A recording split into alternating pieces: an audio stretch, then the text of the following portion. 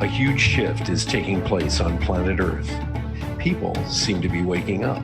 Tired of the way things used to be, they are creating something brand new and changing the world we live in. My name is Brad Szollose, and I get to sit down with the next generation of idea makers, the disruptors, and the game changers. Everyday people, just like you and me, from all over, who are doing amazing things to Awakened Nation. Hey, everybody. I have a good friend on the show today, Aquiles Larrea. We met many years ago, many moons ago, with Bruce Lippin and his group on Long Island in both Manhattan. And I'm just jazzed to have you on the show today, Aquiles. Welcome to Awakened Nation. Brad, thanks for having me again. A double pleasure. I can't say enough. I'm honored to be on again and hope we can help some people out. Absolutely. Buckle up, my friends. Get a pen and paper because Aquiles is going to go into all the investment strategies you should be doing. Even if you're 50 something years old, it's never too late to invest. And since 54% of baby boomers did not save for retirement, this is going to be a fun show. You can do it.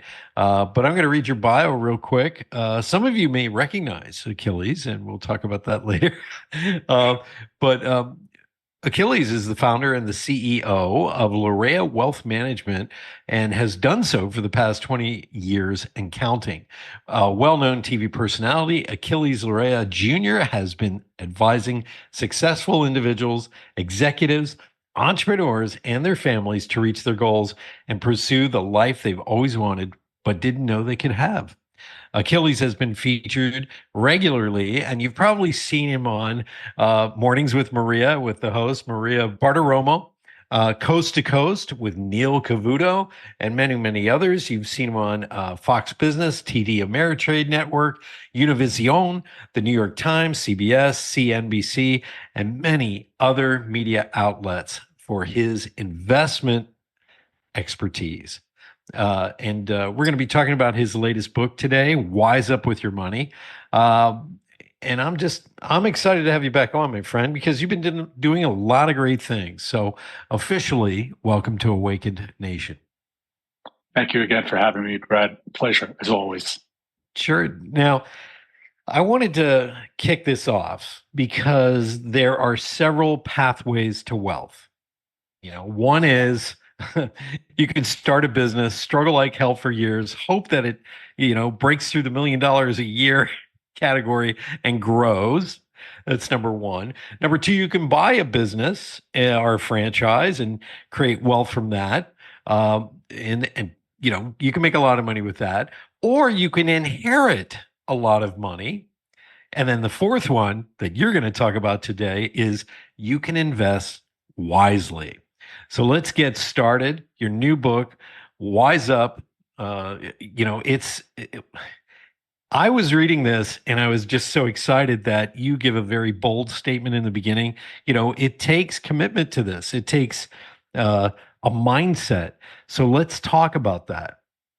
Yeah, I mean, Brad, when we're talking about the mindset, we're really alluding to the discipline that you need to have. And coming from a martial arts background in Shotokan karate, Japanese karate, that is a perfect mindset to get yourself on the way. Now, I'm not saying everybody has to have it, but you just have to understand that that's a good beginning. And if you don't have that mindset, that's okay as well. It's just this never quit, keep going, and understand that you can get to the next level, but it's going to take time. It's not going to be overnight. It's something that you have to say to yourself almost every single day that this is what I want. This is what I want to have happen all the time. And it can never leave your mindset because your goals, your dreams, they don't go to sleep when you do. They show up in your dreams. They show up in your subconscious, and you just want to make sure you're simply following what they tell you to do. And it's not that hard if you allow them to. It's true. I love this quote you had in chapter three. Chapter three is a great chapter, making $1 million. But this quote is so powerful. When I was young, I thought that money was the most important thing in life. Now that I am old, I know it is. And that quote is from Oscar Wilde. Why do you think in this day and age? Because we have so many things at our fingertips. It's not like our grandparents' era where you had to go to an investment banker and or you had to go to somebody who was knowledgeable in this and get not only get investment advice, you would hand them a stack of cash. But in this day and age where we're hyper connected, why are so many people hesitant to invest? I think the fear of the unknown still prevails. And there's also this myth out there, Brad, that you can do it on your own. That is the biggest bunch of malarkey I've heard. And I'm Yeah. taking this from an Irish background. I grew up in an Irish neighborhood in Woodside, Queens, New York. But that is the biggest bunch of malarkey I've ever heard. Because I want you to think your average advisor has thousands of hours beyond, beyond the normal. This is a love affair. You either love this business or you get out of it. Did you know, Brad, that Yeah. 95+% of advisors fail out in their first year? And of the ones that are left, that let's just say 5% of them fail out the second year, and only 5% are making, well, actually, it's closer to 1 to 2%. 1 to 2% make it past their fifth year. The fifth Wow. year, I have been doing this for 30 years now. And let me tell you, it was a love affair that was born when I was 18. And it just continued. It's never stopped with me. My clients make me better at this. They always tell me, they keep me in check and they say, hey, Achilles, make sure that you don't forget about us now that you're on TV and all that radio. I just did 2 radio shows yesterday, but I spoke to 2 clients right after that. They keep me grounded. They keep me fresh. They keep me in the know, in the trenches. And I love that about them. So, if you don't like people, Brad, you're going to be working on average with a person for 20, 25 years on minimum. I have Yeah. clients longer than that. So if you don't like people, this is not the business for you. But you can absolutely help your clients make a lot of money if they keep that discipline, if they keep that mindset, the forthright with, I can make this money long term using all the factors. I have a lot of business owners. I have a lot of regular employee type clients who just have over the years have come to make more money than they thought ever possible Right. because they save like squirrels. They made this the right thing and made it, we made it about them. We made that they were going to do this, but they had to stay disciplined. They had to stay focused. And if not, they were going to have a lot of challenges and issues going forward. And I hate to say this, but most people, their discipline kind of checks out in the first 6 months.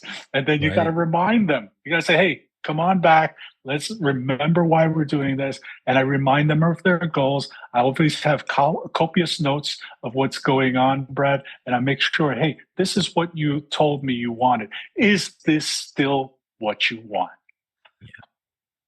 You're making me laugh in the beginning of your answer because I kept thinking to myself, how in the heck did you get started with this? Were you like that Warren Buffett type who started at 6 and you said, I'm going to buy my first stock. And you went out at Halloween as an investment banker, just in a suit with a briefcase. But what was that transition? You said it was like 18. You decided this is what I want to do. Was it just, you No, said it was born of a passion, but what happened? absolutely not. It was born out of passion. But when I was 18, Boston Beer or Sam Adams went public.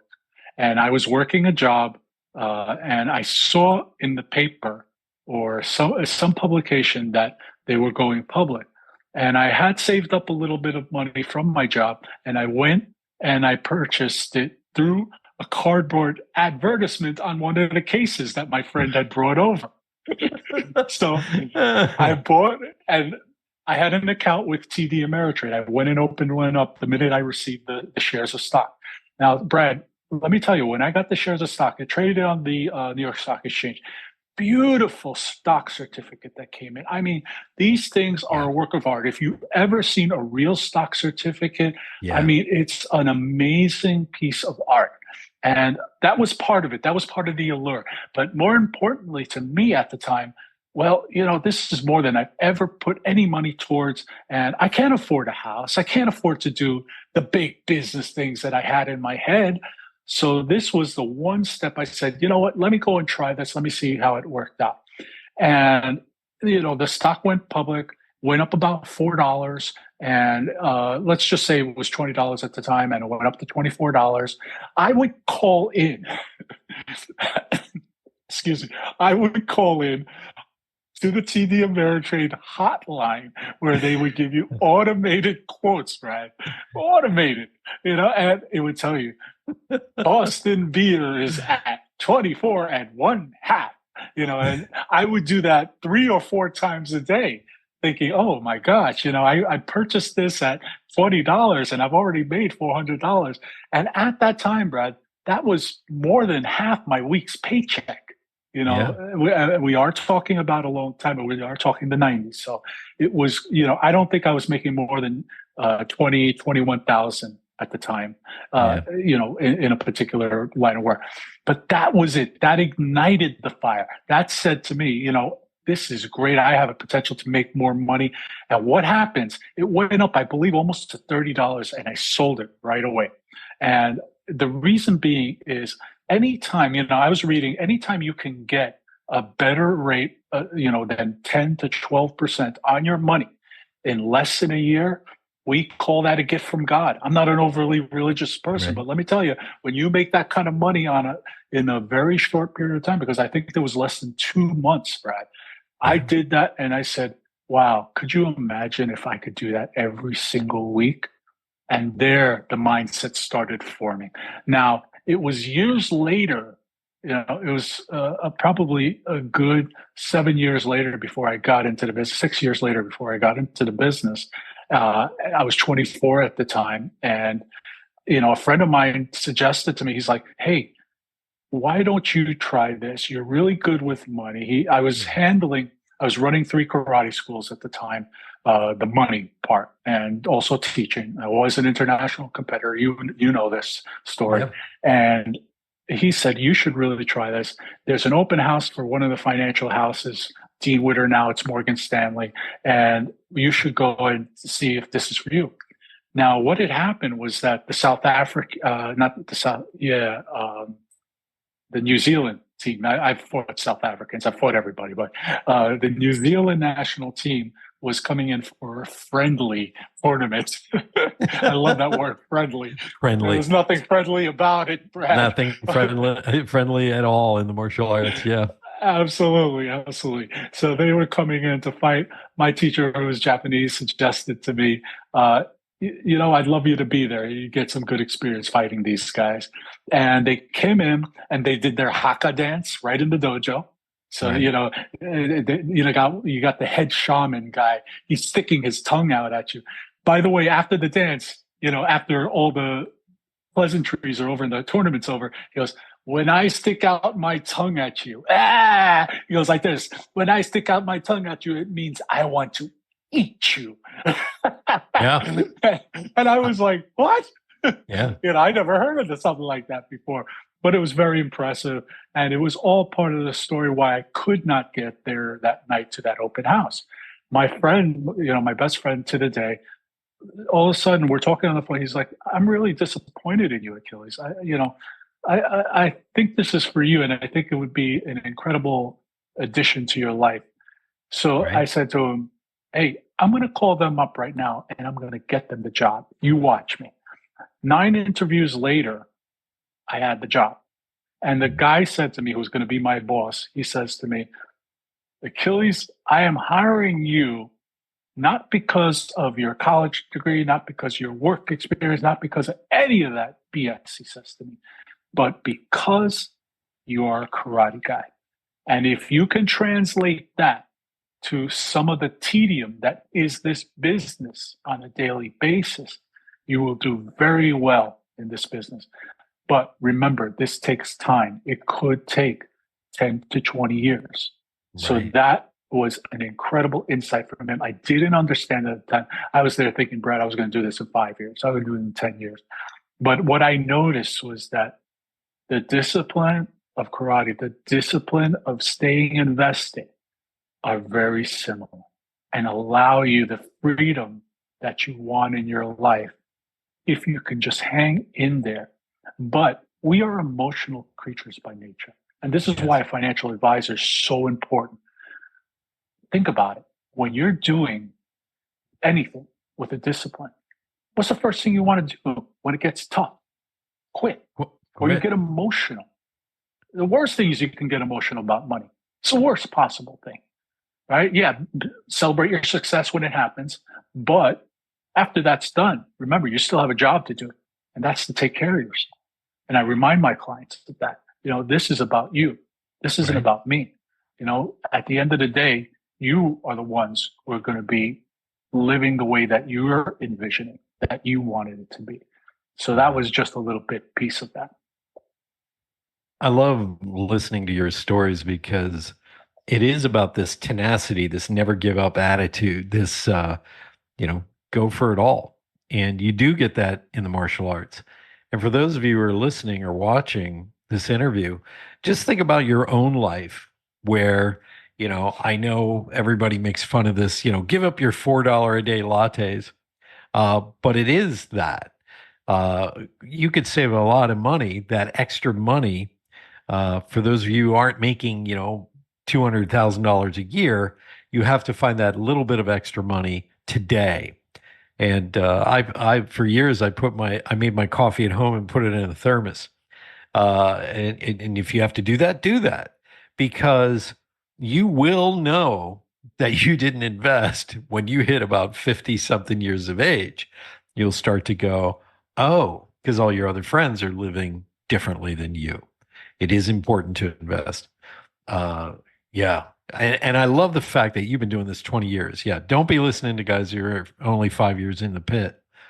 Talk to 30 somebody years like now. Achilles. 30 years.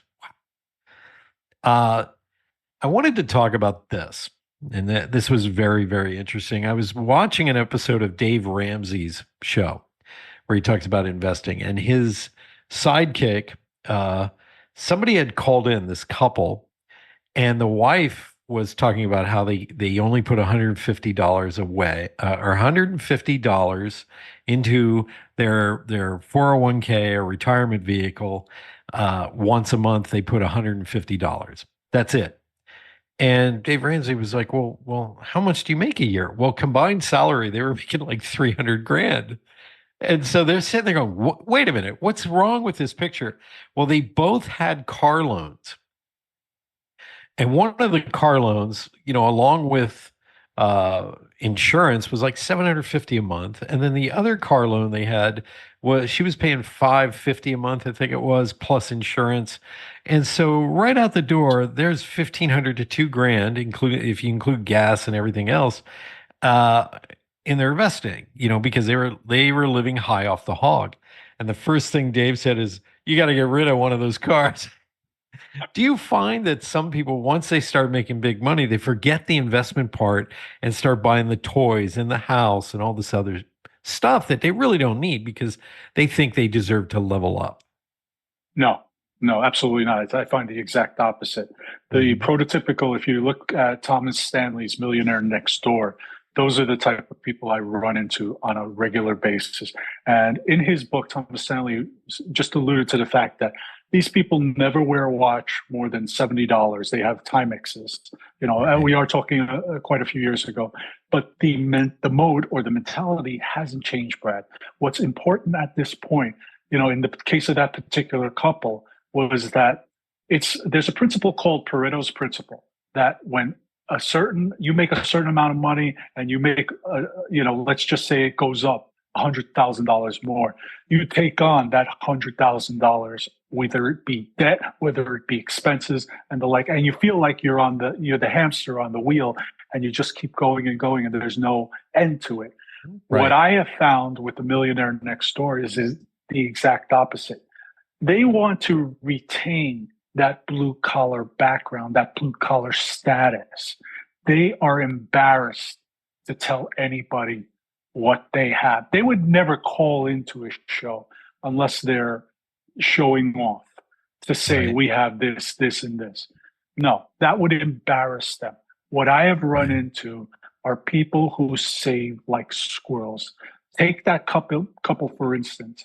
That same couple, if they were following Tom Stanley's book and advice, they would have been putting anywhere between $30,000 to $60,000 away a year. Now that's only 10 to 20%, Brad. If you think about it, it's Yeah. really, not a huge amount. It's an amount that is affordable in their world. Because if you think about it, right now, I guarantee where the expense went aside from those cars is the daily they're out eating every single day. You talked about the coffee example.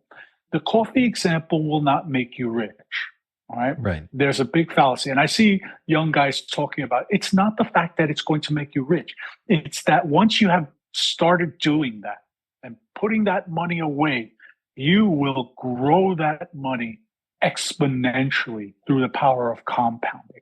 So just taking that into consideration, along with the other little tidbits, the nooks and crannies that you get at when you start saving like a squirrel.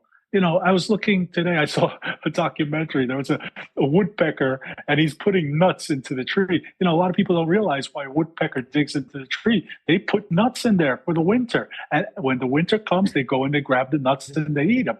You're retiring. You need to think of that like your retirement, if you think about it, right? So you're going, the retirement has come. And by the way, retirement shouldn't be the end event for you. It Right. should simply be, hey, I've reached an age where I don't need to kill myself like I used to if I Right. was an entrepreneur or an employee. I don't need to even be full time anymore, Right. or I am done. I have reached a point where I am fed up with this particular lifestyle. I have saved enough to get me to the next level lifestyle. And I'm Right. going to take advantage of that fact and have more time with my loved ones, my people who I cherish, my passion plays. No, it could be golf, it could be hanging out, it could be, hey, I'm going to go get a beer today or something like that. Right. Brad, I'll tell you, I have a passion. I like going. You and I are both musicians. This is why we have so much in common, right? Tonight, I'm going out and I'm going to go to an open mic and sing. I've been doing it for over a year now. I've been singing for a couple of years. And, in addition to playing the drums for over 30 plus years, but, Right. the singing I've been doing for the last 3 years now, and singing in front of an audience that I have never met in my life is exciting, exhilarating, and every once in a while I do okay, and people say, "Hey, thanks, for doing those songs because we don't do songs that everybody does." So Right. it's just an excitement. I hope your retirement lifestyle is just like that. That you're able to pursue those passions, to make your life exciting for you and your spouse. Go on that trip. Go do what you had envisioned when you were in your 20s. And now that you have the resources to, why aren't you doing it? What are you waiting for? It's kind of like when you go to those buffet places, and you don't want everybody to know you're eating a certain amount of, things. So you grab a little bit, but you end up coming back 6 times. It's Right. crazy. No, grab it, pile it on, just do it right away. Retirement should be smart like you were when you were younger, but carry the discipline into your retirement and let yourself let go every once in a while because it's important. If not, you will make big mistakes with your money. Wow. You said a mouthful, my friend. That is phenomenal. One of my favorite quotes is from Les Brown, the motivational speaker, Les Brown. And he said, "The easiest thing I ever did was make $1 million." And he stood on stage and he added up everybody in the stadium that he was speaking in and how much they had spent. And then he said, I get 50% of the door, blah, blah, blah. And so you added it up, and he made way more than $1 million that day. And then Of he course. ended that whole thing with, and he looked right at everybody, he looks around the arena, and he goes, "The hardest thing I ever had to do, though, was believe I could make $1 million." And I think that's incredibly powerful in this day and age because there are people who have that discipline, but they don't really maybe see themselves as becoming a millionaire. Like you said, some of them are even embarrassed that they have this kind of money and would never want to flaunt it or talk about it. I grew up around farmers, uh, who basically they didn't talk about their money. I myself took a company public and I lived really, really simply because, why do I need a 7 layer cake? What three will do? I'm fine with a 3 bedroom house. Two of those one is a studio for me and one is a studio for my fiance. So, um, I have to ask you, your clients come to you already, with that mindset, but what do you do with a client that comes to you that, maybe doesn't have that mindset? Do you massage that a little bit and help them, transition to, hey, you can do this? To paraphrase a movie and not go into the cultural things, but every investor wants to be a millionaire. Hmm. They just don't know it yet, right? So I'm the guy, it's actually the opposite, Brad. Most people come to me, they don't have that mindset.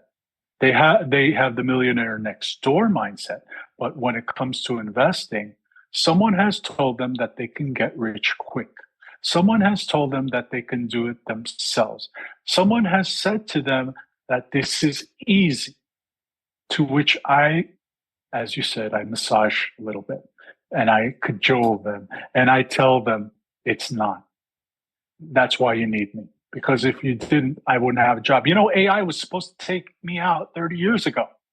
I was being told AI, artificial intelligence, you're going to be knocking, on the doors looking for a new job soon, and I can't tell you, I can tell you just from experience, I've never been in more demand now than I have now. Yeah. So, and that's really because I speak very plain. I don't Yeah. believe in gobbledygook jargonese, right? If someone wanted to go learn a language, they would go grab a Rosetta Stone or one of those Babel apps and you do that. When they come to me, I will accept them as a client when they have said to me, I need your help. Yeah. I am open to what you're telling me.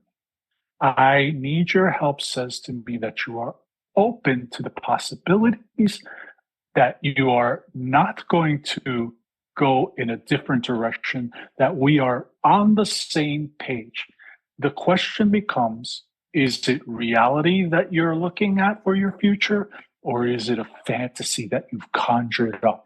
And Right. I've run into a few situations where it was a fantasy, and those people Hmm. don't last. The reason Right. being is that they have created this multiverse, to quote Marvel, this multiverse in their minds where they're someone who they're absolutely not. They're not that person. And Right. they think they are, and it never changes. Doesn't matter if they started with me when they were 20. I have people whose kids were not born when I started the practice, and now they're graduating from college. Let Right. me tell you, it is one of the most amazing things to say to a client, I am so proud of you that you put all this money away to help them get through college. You're going to probably end up buying them a house, with what you've done. And you've been smart, you've been strategic. And I was just happy to be a part of it. And that gives me pride beyond the belief, Brad. I agree with you on that one. And we'll talk about that because you do talk about that in the book, the ability to give back, the ability to help people. But you keep referencing this book, and I read this years ago. I loved this book, The Millionaire Next Door: The Surprising Secrets of America's Wealthy by Thomas Stanley, and William Danko as well. He's a co-author. Uh, I just found that book fascinating because we all have the myth, as you said, the illusion in our head of what a millionaire looks like. And I don't have that illusion simply because I grew up around farmers who had $4 million in the bank in cash. So, you meet a pig farmer and you have an attitude that, oh, who is this guy? Meanwhile, they're also driving around in a 1958 Ford pickup truck still. And this is hard for you, I would imagine, to break that myth inside people's head. You just talked about it a little bit, but um, let's shift gears to the next generation and their belief in wealth. What do you find very different between, let's say, the baby boomer mindset and the millennial mindset? Yeah, and I can't take my generation. Let's actually go beyond. Let's take Gen Z. Okay. Uh, I was born in '69. So I'm 54 years old. Gen X is my generation. We're kind of the go-between between these Yes. generations. What You're I the see with the younger, yeah, what I see with the younger generation, uh, it's not that they are not disciplined. As a matter of fact, they are just as disciplined. But what they're not going to do is they're not going to wait around for this to happen. And this right. is exactly the opposite that needs to occur when you're investing. I seen Right. it with real estate. I see it, I'm pretty well rounded when it comes to the different disciplines of money. And what I see works and what I see doesn't work is many different things. So what I see in the younger generation is that they want to do it yesterday, but it takes time. I mean, Brad, when you were building your company, you didn't build that company overnight to go public. You No. were thinking, hey, I'm just going to get to this point. And then you got to that point and someone approached you and said, hey, let's take you public. Let's see if we can do this even bigger and better than what you started. Yeah. But it wasn't your original intention, right? No, I didn't even know what an IPO was. I mean, like I said, I'm from a small town.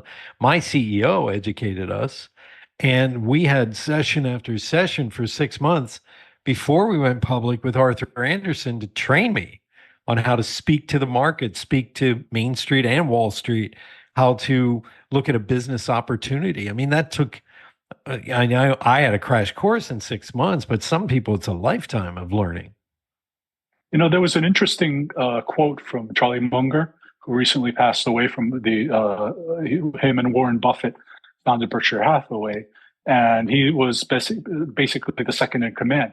He goes, the first 100,000 is the easiest to make. So similar to Les Brown was saying, first 100,000 is the easiest. He goes, then getting to the million.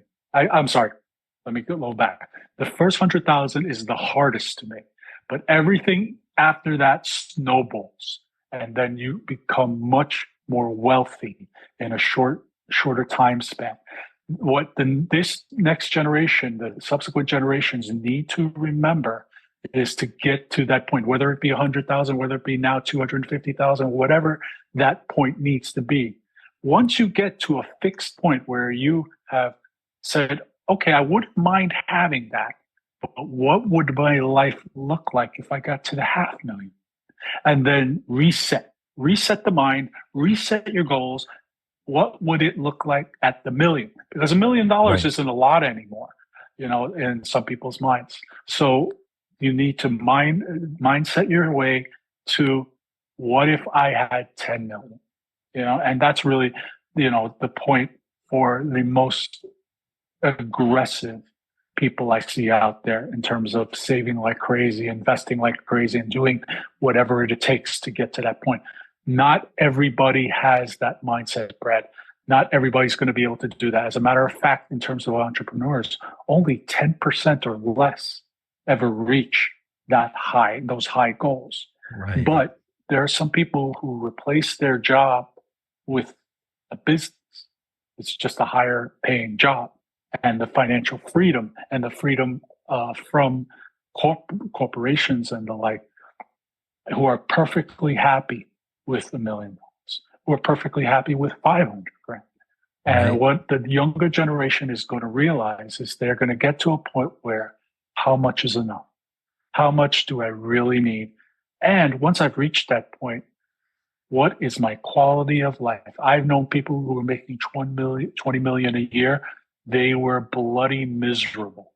I mean, they were just unbelievably miserable. I knew this guy who was drop shipping, doing a whole bunch of things with Amazon, and he hated it.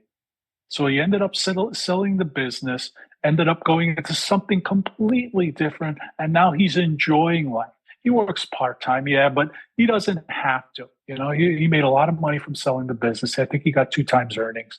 So, he took that, didn't really live a ridiculous lifestyle, and is now enjoying life, traveling around and seeing what life really is about. And I think that's important. I think this is just leading up to taking the money you have, living a simpler life, and really planning for financial freedom, or at least some breathing room for some people. And you're never too late to start. What are the top five things that you suggest to not only your clients, but the people listening on this show? What do you recommend that they do to get started and make this a sustainable part of their daily lives, almost like unconscious competency? Yeah, absolutely. If you can, first thing is to come up with a plan with yourself, your spouse, and a financial person. Now, I'm not talking about who someone started in the business yesterday. To the bare minimum time you want to be working with someone, they got to have 10 years in the business. They have seen 3 to 5 bad markets by that point.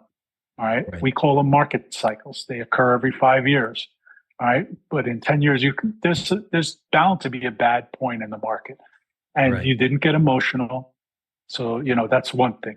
Second thing, every savings that you're planning on putting away must have purpose to serve you. The Richest Man in Babylon is a book that tells you about, I'm going to make that money my slave, and it's going to work for me every single day. It's unemotional. So even before you do that, make that money your slave, put that money into something that is going to give you interest, give you a return on investment, give you equity.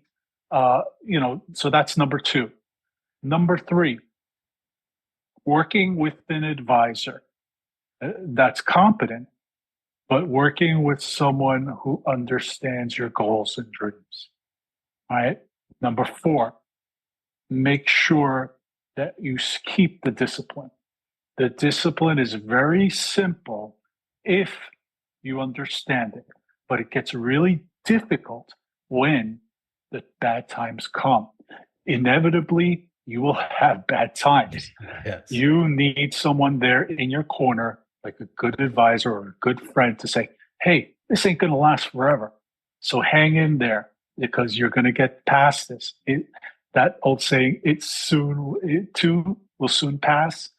Can't say it any better than that. Right. And the last thing is, once you've reached the mark that you have been longing to achieve and really just able to take a little bit of a breather, enjoy it. Because there are a lot of people who they work 30 years at a company, 50 years at a company. One of the saddest experiences I had as an advisor was, I had a client who worked with this big telecommunications company, and she decided to finally retire, and she asked for my help. We're helping her out. I don't even think it was 6 weeks afterward, she died. She passed Wow. away. She was working like a dog for that company, and that company didn't appreciate her at all. But that's just the way it happened. I think that's one of the saddest things that can happen. She did not have family, unfortunately. Brad, do you know where the money went to? What? What? The pension plan went back to the company pension, because there's a provision in there for that. She died without a will. So New York State is probably going to be the biggest beneficiary of that, because no one is there to contest the will. It is the saddest thing I see. And she had quite a bit of money. But what I thought was just even worse was that, during that time, it was almost a month before they found it. It's Wow. terrible, terrible. Do not let your life go by. Be of the mindset that as important as it is to make that money, it's just as important to start living even before you retire. Make sure you get some things accomplished that you wanted to. Take that big Yes. trip once every few years. Buy that car if your money Yeah. is available. Make sure you go buy that car, even if it's just once. It doesn't matter. You could give that car back next year. You could sell it. It doesn't matter. But the fact is that you did it. Or even more importantly, spend the time with your loved ones, Yeah. because that is experience. Starbucks, uh, even in this day and age, still has lines going out the door. Yes. Do you know when I go to the Starbucks, they know exactly how I want my coffee. I order it through the app, but the people there know that I like it a certain way, and it's done almost the same way every single time. That's why there's a line out of the door in most Starbucks. Whether I'm here or whether I was just in Miami, they made it the same way. And I'm not just, quoting one company. There are a lot of successful companies that have repeatable, memorable experiences. If you can create that repeatable, memorable experience for yourself, you will create unbelievable happiness in your life. And I really hope you do. What you're really talking about is being a CEO of your own life. If you're hearing this or watching or reading this, you really have to get it together as an adult. You need to have a will. You need to ask yourself, why am I working? Is it to pay bills? If a company doesn't appreciate you, get out of there. Go to a place that does appreciate you and have a little fun with your money. Like I said, why are you working? Why are you working? Are you working just to pay bills, or do you want to sit back one day and live in a nice home? Or do you want to buy a series of buildings, maybe? Or, maybe just want to go on that dream vacation where for 3 months you go all over Europe. Think about it. Think about what is your dream. Write down your practical dreams, but also write down the pie in the sky. Maybe this would happen. I would love it, and go for it. And reach out to Achilles because he's someone you can trust when it comes to advising. I do have a really powerful question that I think everybody wants to know, and that is, how do you know you've hired a bad investment advisor? It's real simple. You don't get along with them. All right. I tell people right at the front, I go, we have to get along and like each other. And it's a two-way street. I will fire you as a client if I don't like you, or you have, things that you say to me that are not congruent to what I believe in. Our belief Right. systems have to be somewhat aligned. So, you as a client, you have to say to yourself, can I picture myself with this guy for the next 30 years? Because Right. we're going to be together a long time. And you have to say to yourself, another thing is he really doing what's in my best interest? You know, as a fiduciary, you have to do what's in the client's best interest. I was a fiduciary way before anybody was calling it what it is today. I want to say probably a good 10 years before that word even came into vogue. But it's just a fancy way of saying, hey, are we on the same page? Right. But your dreams, your goals are first, right? I'm going to get to wherever I'm going to get when the time is right. But you are my priority, right? You are the person who makes all this possible. My clients challenge me to be better. My clients want me to get them to a certain point, but then to have ideas that are outside of the box that they haven't thought about. And that's part of what I do as well. Seeing what might be an issue before it becomes an issue. All right. Mhm. If your advisor can't do that or give you ideas that don't sound like everybody else, then keep looking. I wouldn't say to go and interview three guys. No, probably have to interview one person to know what you like and what you don't. The Right. second person that you talk to, though, even before you have that sit down, you should ask some questions. But be careful because right now, we are now in a world where there aren't as many qualified advisors as there should be, because the big corporations want you to either work on a team or they want you to do things that are in their best interest. Brad, you Right. can't, I think I've said this before on your show, you cannot serve two masters, right? Yes.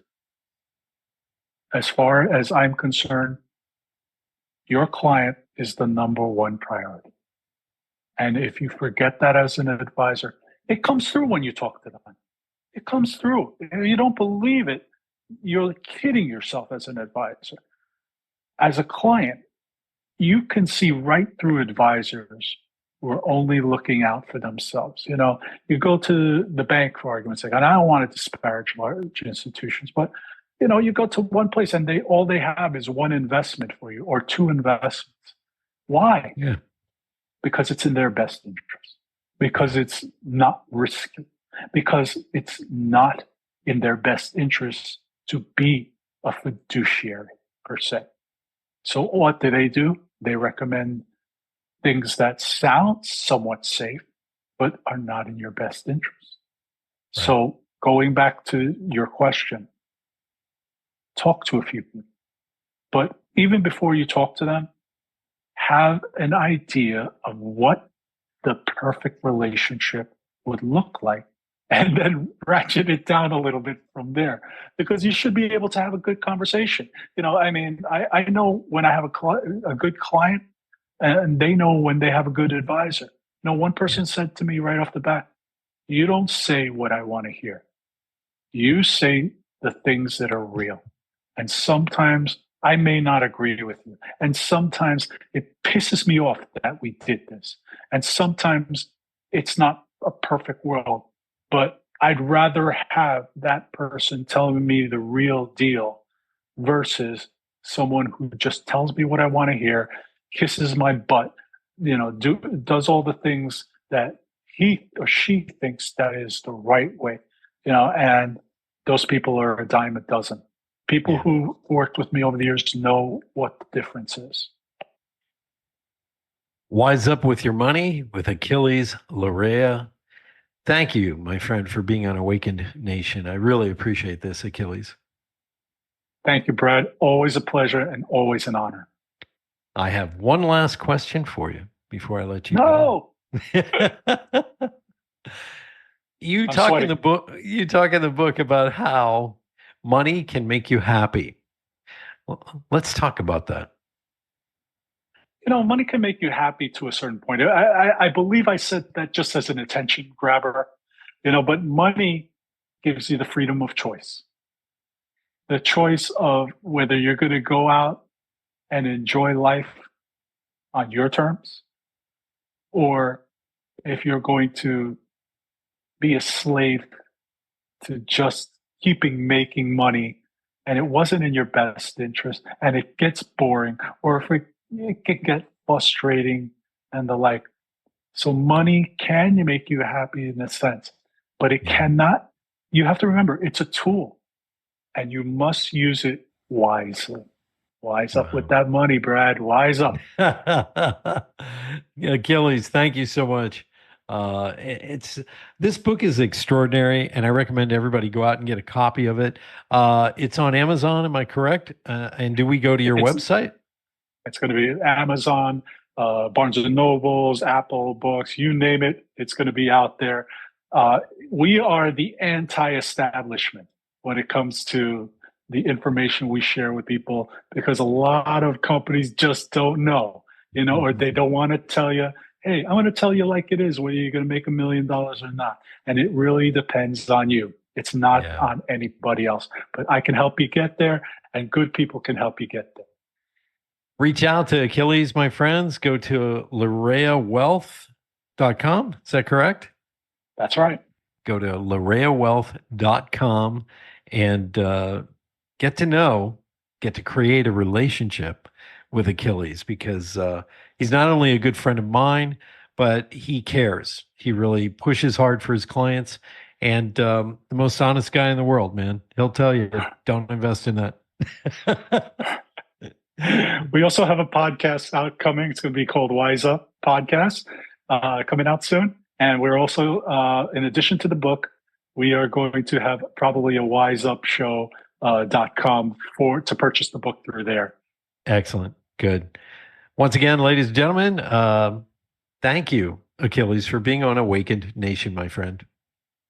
Thank you, Brad. A pleasure as always. Can't wait to come back for the next book. Absolutely. Hey, everybody, don't forget to tune in each week on a Tuesday is when we launch the show. And until then, bye-bye for now.